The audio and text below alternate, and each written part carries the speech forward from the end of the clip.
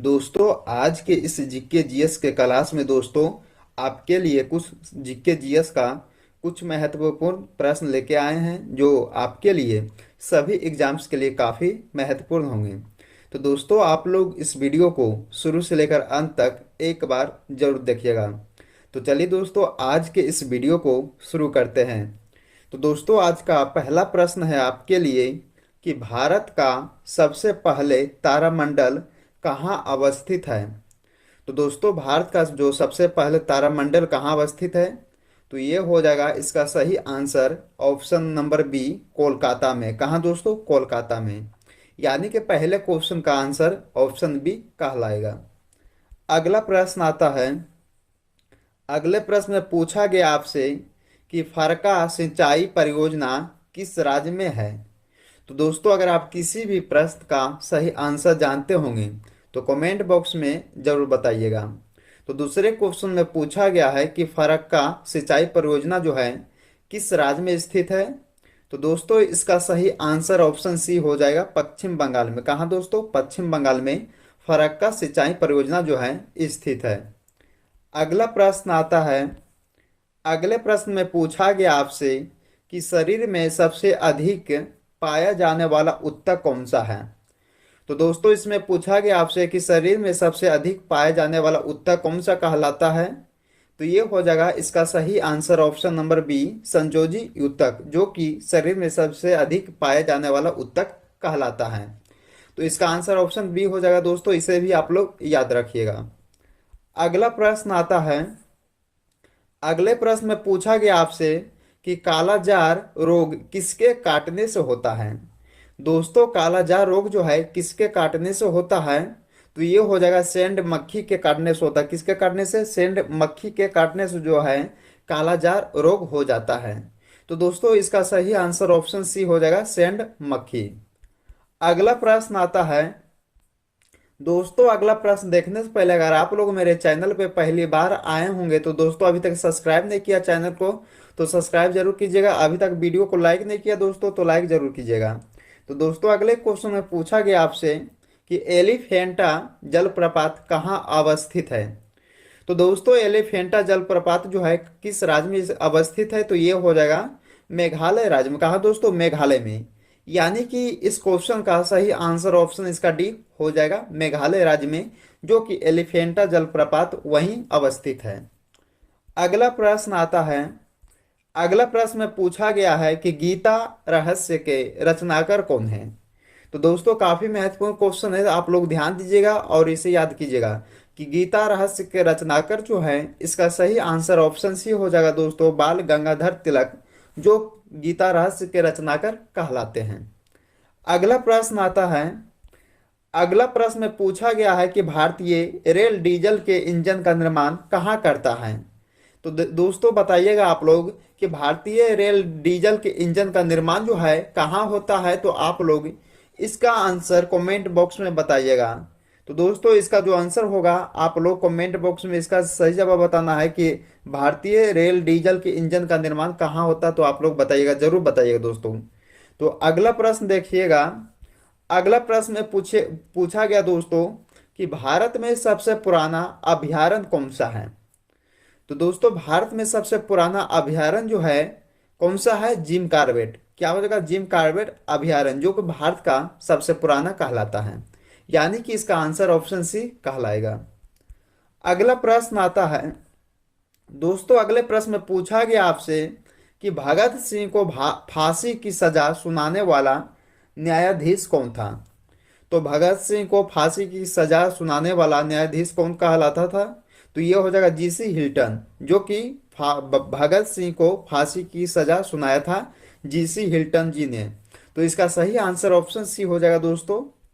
अगला प्रश्न आता है। दोस्तों अगला प्रश्न में पूछा गया है कि चिल्का झील किस लिए प्रसिद्ध है। तो चिल्का झील जो है किसके लिए प्रसिद्ध है। तो ये हो जाएगा झींगा पालन के लिए प्रसिद्ध है चिल्का झील। यानी कि इस क्वेश्चन का ऑप्शन ए सही हो जाएगा, झींगा पालन के लिए जो है चिल्का झील प्रसिद्ध कहलाता है। अगला प्रश्न आता है। अगले प्रश्न में पूछा गया दोस्तों कि एलिसा परीक्षण किस रोग के लिए किया जाता है। तो एलिसा जांच जो है दोस्तों किस रोग के लिए किया जाता है, तो एड्स रोग के लिए किया जाता है। यानी कि इस क्वेश्चन का सही आंसर ऑप्शन बी इसका सही हो जाएगा।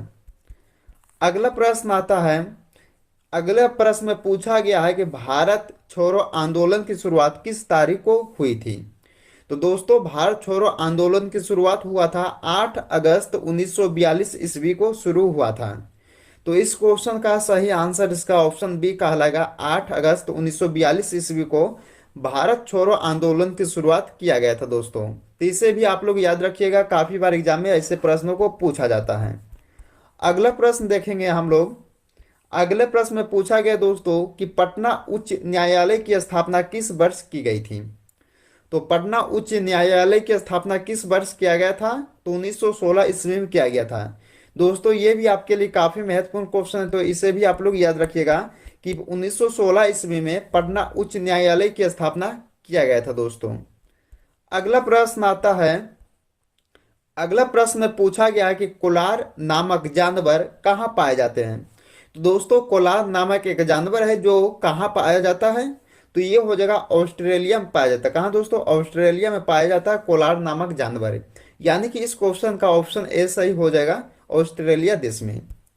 अगला प्रश्न आता है दोस्तों, अगले प्रश्न में पूछा गया है कि इंटीग्रल कोच फैक्ट्री किस राज्य में स्थित है।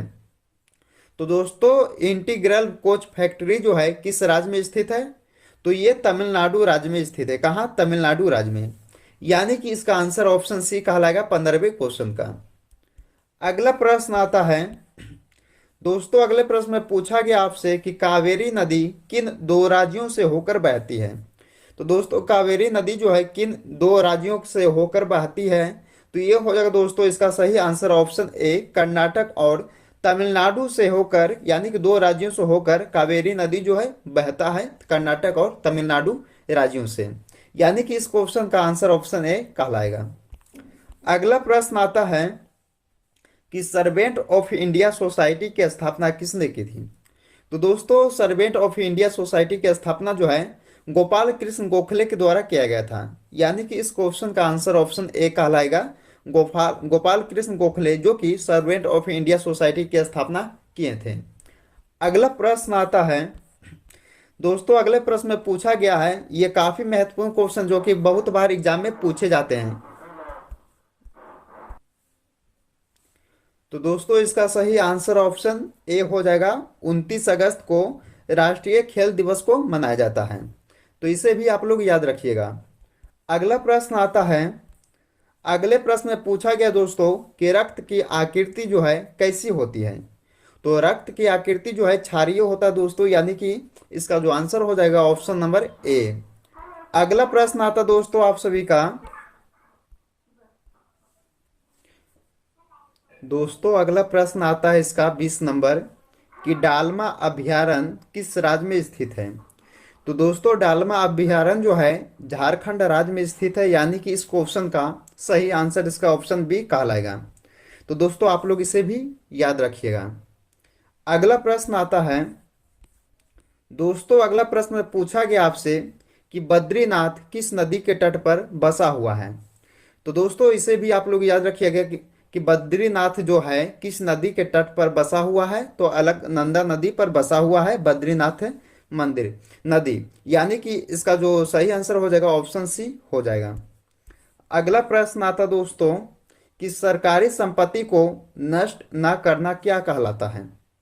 तो सरकारी संपत्ति को नष्ट न करना दोस्तों नागरिक कर्तव्य कहलाता है। तो इसका आंसर डी हो जाएगा। अगला प्रश्न आता है कि कपिल धारा जलप्रपात किस नदी पर स्थित है। तो दोस्तों कपिल धारा जलप्रपात जो है नर्मदा नदी पर स्थित है। यानी कि इस क्वेश्चन का सही आंसर बी हो जाएगा। अगला प्रश्न आता है कि भारत ने 1983 का विश्व कप क्रिकेट कहाँ खेला था। तो दोस्तों इंग्लैंड देश में खेला गया था भारत ने 1983 का विश्व कप क्रिकेट। यानी कि इस क्वेश्चन का सही आंसर ऑप्शन डी हो जाएगा।